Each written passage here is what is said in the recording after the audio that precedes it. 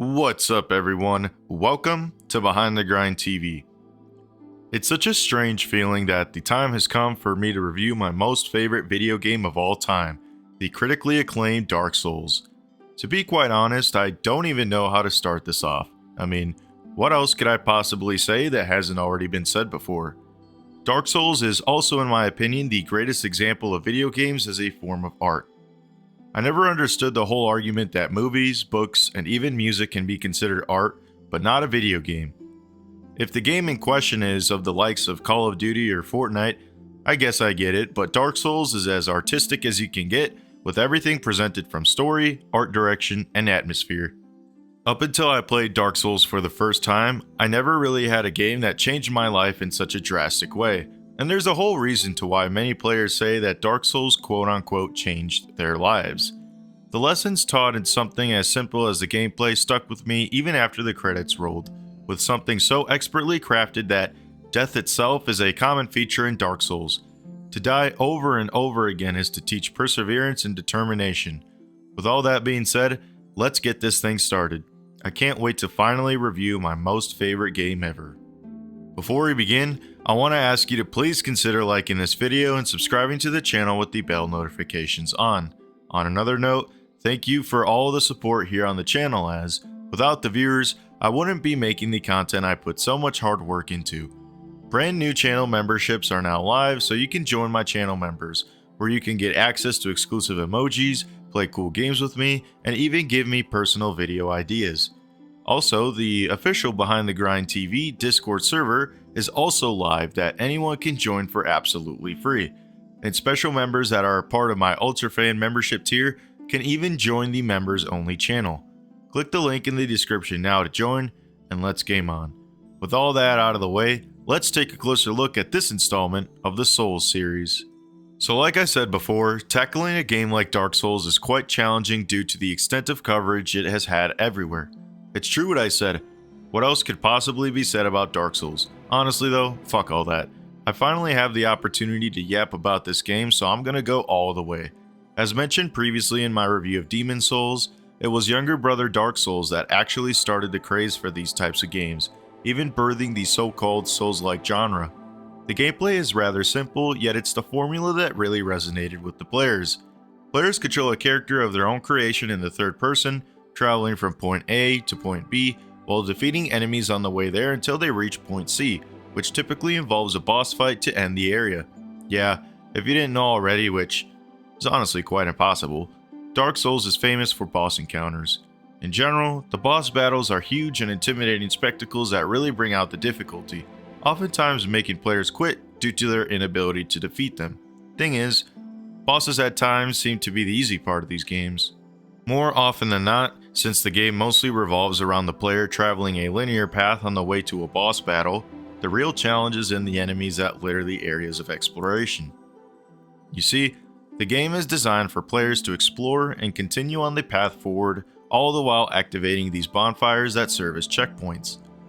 Remember how I mentioned players travel from point A to point B? I meant that literally, so if you activate a bonfire and die without activating or resting at another one, your ass will respawn all the way back where you last rested, sometimes losing valuable time invested. This is where the challenge and at times extreme annoyance lies, especially when you die to a boss and have to run all the way back. To die is essential to Dark Souls, so much so that it's even written into the storyline. Anyone who has ever played this game before will tell you that no matter how good you are, sometimes even the smallest mistake or stupid ass hitbox will lead to death. You will die many times playing through Dark Souls, but the game is structured in a way that each death teaches you a lesson. Dying is commonplace, so the workaround to it is that upon death, players will drop all souls that were held at the time of dying. Since souls are the game's currency used to level up and purchase items, you don't want to lose them. Anyway, upon respawn, players actually have the chance to go to where they were killed and an opportunity to reclaim lost souls. The lesson within the cycle of death lies within the fact that if you die and by some chance get killed before you get your lost souls back, they perish forever. Two mistakes cannot be repeated in a row, teaching players how valuable it is to learn why and how they died in the first place. To make the same mistake twice means the player has not learned the lesson, and that's an amazing game design choice. So anyway, remember how I said that death was written into the story? Yeah, about that. Look, before I get into it, I'm no Dark Souls lore expert, and I'm not here to give you the full rundown. There are many videos by VatiVidya, or this amazing video by the Brothers Code that literally breaks the story down to the root and explains everything. I do know the story as I'm quite familiar with it, I mean it is my favorite game, but to be honest there are better creators out there that mainly focus on the lore anyway, and I'm not here to do that. Basically, long ago the land was ruled by the everlasting dragons, and then there was fire. 4 beings inherited fragments of the flame which came to be known as the Lord Souls, with Lord Gwyn of Anor Londo claiming one, another going to the Witch of Izalith, one going to the Grave Lord Nito, and the last was taken by the furtive pygmy, the primordial human. With this newly discovered power, the lords rose against the everlasting dragons and eradicated all but one, Seath, a scaleless dragon who betrayed his kind due to his status as an outcast. As the war was fought and won, the Age of Fire came to be and all lived in prosperity. Eventually, a darkness fell upon the land and the undead curse came into effect. Those branded by the dark sign are cursed to live and die for eternity until they lose their minds, therefore going hollow. To be hollow is to be an empty vessel of your previous flesh, your mind having been lost and your purpose forgotten. As the fire fades, many make attempts to keep it alight, but the darkness is coming, and Lord Dren is desperate to deny the cometh of the dark. Therefore, by prophecy, it is said that one undead shall be chosen to travel to the land of great lords, to link the flames and continue the Age of Fire. And so we are awoken to a nameless night freeing us from our cell in the undead asylum. Hollows litter the dark hallways and run-down cells, all with their minds rotten, yet we seem to be intact. Indeed, it is the undead prophecy that a chosen undead will travel to Lord Dren and ring the bell of awakening. The night goes hollow and we come face to face with the asylum's keeper, the stray demon holding the key to our freedom. After our first boss battle, we defeat the demon and he drops the key.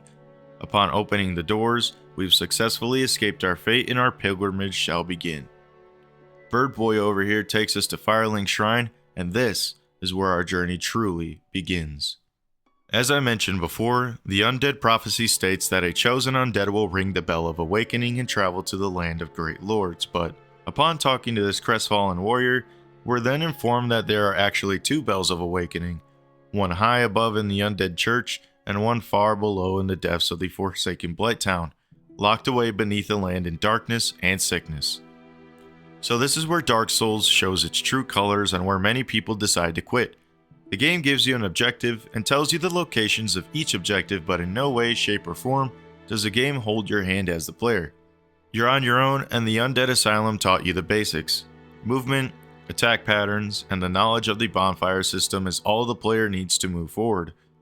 I just want to mention here that I love the implementation of the bonfires as, in a stark contrast to the Archstones of Demon Souls, there are no individual levels in Dark Souls.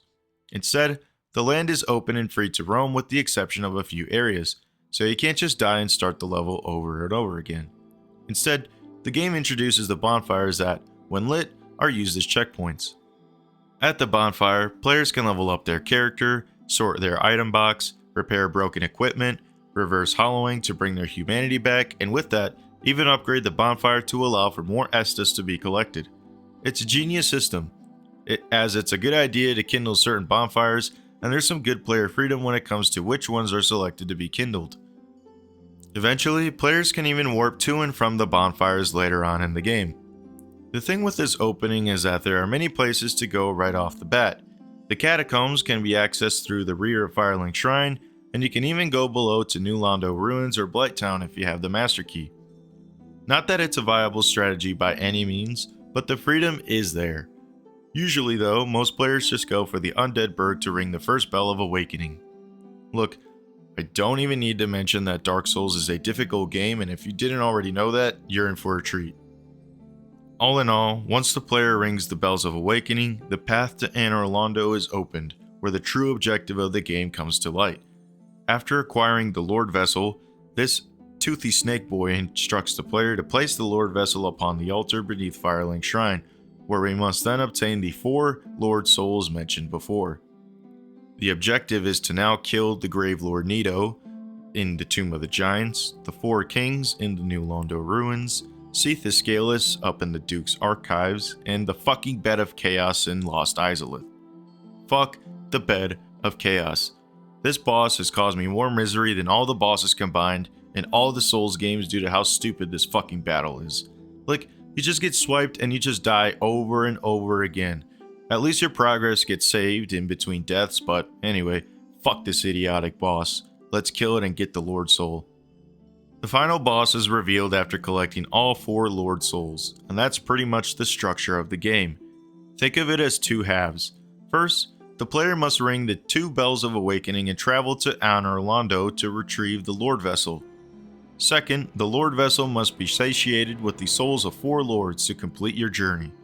Structurally, the game is very simple, but it's the way that it's presented that has received both praise and criticism over the years. You're told what to do and where to go, but you're never really shown the path like in other games. This can be confusing on a first playthrough indeed, and honestly, I will never shame someone for having to look something up. As long as you play the game and enjoy it, I'll be happy for you. So, we finally achieved the 4 Lord Souls, and it seems like it's about that time to continue on and light the fire. Oh? What's this? Yeah, Dark Souls has a kick-ass DLC called Artorias of the Abyss. Upon accessing the DLC, the player is transported into the past to a time where the land hadn't completely gone to shit yet. On arrival, we immediately throw hands with the Sanctuary Guardian, this big lion thing that spits electricity with this snake for a tail. What the fuck? Anyway, we talk to this mushroom lady named Elizabeth who tells us that the princess of this land has been kidnapped by the Abyss, and as the valiant player we are, we must save the princess. The DLC takes us to the land of Ulasil, which is basically just the Darkroot Garden and the Darkroot Basin from the main game, but with a few changes here and there, given that it's in the past. As we continue on through the Royal Wood, we come across the Knight Artorias himself, consumed by the Abyss and his mind lost. In a boss fight that still gives me trouble to this day, we eventually put him out of his misery and free him from his torment. Knight Artorias is a badass boss fight and a spectacular one-on-one sword battle. Upstairs awaits the Hawkeye Go, who alongside Sir Artorias and the Dragon Slayer Ornstein once served Lord Gwyn of Anor Londo. I always love having conversations with Go. He's my favorite character in the game. Tomorrow, is the black dragon posing me duress? Yes, I thought as much. He's called Calamite, ferocious dragon indeed. Even mighty Anor Londo dared not provoke his ire. I see little good coming from this, but thy intent is to persevere to the bitter end.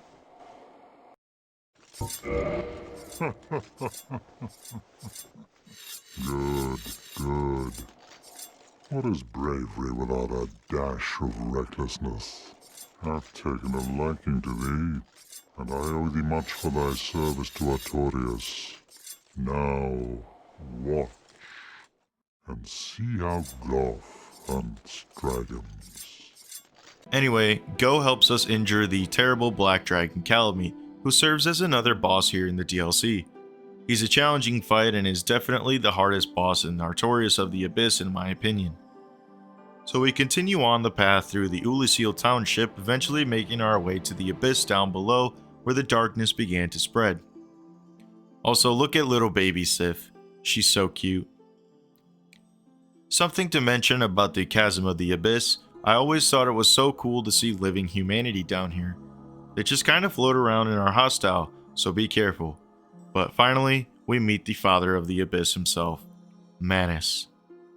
The community has collectively agreed that Manus is in fact the furtive pygmy, one of the 4 beings who inherited a Lord Soul before the Age of Fire.